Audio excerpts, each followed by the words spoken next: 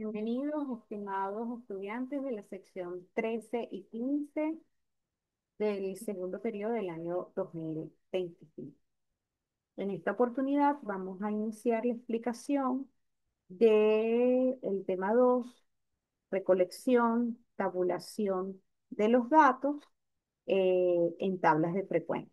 Vamos a iniciar específicamente la sesión 1 referente al proceso, cómo debemos de tabular los datos para lo que es el resumen y análisis de los mismos. Vamos a compartir pantalla.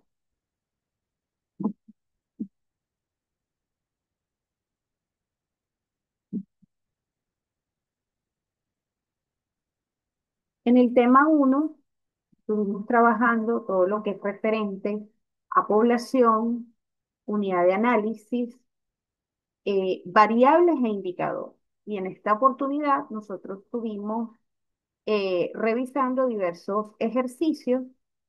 eh, eh, Trabajábamos con variables que las logramos caracterizar a cada una de ellas, identificándolas como cuantitativas, cualitativas, unidades de medida, en el caso de que sean cuantitativas, categorías, en el caso de que sean cualitativas, y luego establecíamos las escalas de medición. Este tipo de variables nos llevó a nosotros a hacer un ejercicio a partir de 4 variables que seleccionamos en Banco Mundial, donde hicimos un proceso de recolección, ustedes hicieron un proceso de recolección de información y es la que nosotros vamos a trabajar para explicar la clase en referencia a la sesión 1. Recuerden que estamos en la sesión 1 del tema 2 y que la sesión 1 trabaja específicamente lo que es la tabulación de los datos. Cuando nosotros presentamos los datos, nosotros los podemos presentar de dos maneras. O los datos los tenemos de maneras no agrupadas, que es la forma de recolección que nosotros hicimos donde cada uno de ustedes se les asignó un país, teníamos que buscar esa información para un periodo de referencia del año 23 en la página del Banco Mundial y esa información ustedes se fueron a un link en Google Forms, lograron cargar esa información y era el dato uno a uno. Es decir, que cuando nosotros tenemos desplegado todos los datos uno a uno, esa forma la denominamos datos no agrupados. Pero no siempre se puede trabajar con una cantidad elevada de datos, lo que nos lleva a hacer una agrupación de los mismos para poder explorar mejor y explotar mejor la cantidad de datos que nosotros tenemos. Ese proceso de agrupar la información es lo que nosotros comenzamos a denominarlo tabla de distribución de frecuencia. Entonces, lo primero que tenemos que tener identificado es que tenemos datos no agrupados y que nosotros a partir de esos datos no agrupados vamos a hacer una cantidad de procesos para llevarlos de tal manera que podamos resumir toda esa información en una tabla donde nosotros podamos analizar información. ¿Cuáles son las cosas importantes que tenemos que tener? Que vamos a tener una tabla de información donde cada registro es una observación. Y esa cantidad de observaciones es lo que nosotros vamos a denominar N. N es el número de observaciones que estamos trabajando en la población. Cuando ya comenzamos a mirar cómo agrupar esos datos, cómo tabular esos datos en tablas de frecuencia, entonces hay un procedimiento. Y el primer paso que nosotros debemos hacer para agrupar datos específicamente de variables cuantitativas, fíjense que estamos ya adentrándonos en lo que es el trabajo de las variables cuantitativas. También vamos a trabajar las cualitativas, pero a ellas le vamos a dar un tratamiento distinto, sobre todo ya al cierre de la materia, hacia el tema 5 y hacia el tema 6. Pero ese procedimiento para variables cuantitativas específicamente son 3 pasos importantes. Lo primero es que tenemos que tener el número de observaciones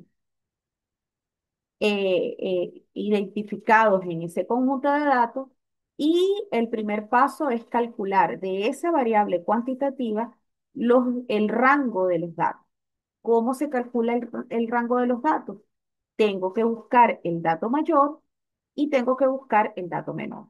Entonces, de tal manera que el rango de los datos es la diferencia que hay entre el dato mayor y el dato menor. A esto es lo que nosotros en estadística le llamamos rango o recorrido de la información. Entonces, primer paso, cada variable cuantitativa que vamos a agrupar, tenemos que saber cuánto es el número de observaciones que tenemos y luego procedemos a calcular el rango de los datos. ¿Cuál es el segundo paso? Una vez que tengo el rango de los datos, tenemos que definir la cantidad de variables en las que vamos a agrupar esa información. Y existen dos formas para nosotros decir esta información la vamos a agrupar en tantas clases. Y esa cantidad de clases es lo que nosotros denominamos K.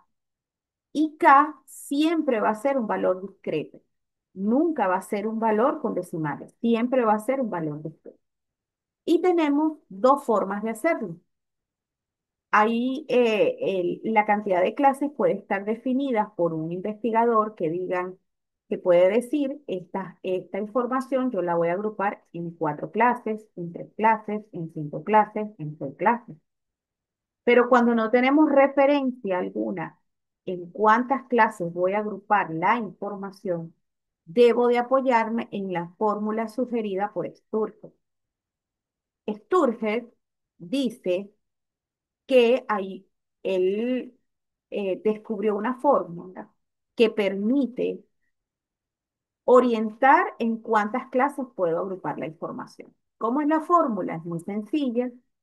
Tengo que calcular el logaritmo en base a 10 de la cantidad de observaciones que tenemos, lo multiplico por 3,322 y el resultado que me da le sumo 1. Y de esta manera se va a poder obtener la cantidad de clases sugeridas por Sturgeon para agrupar la información.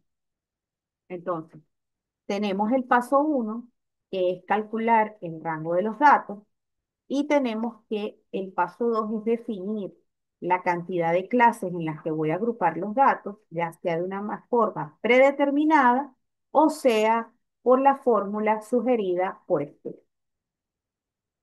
¿Cuál es el tercer paso que tenemos que definir?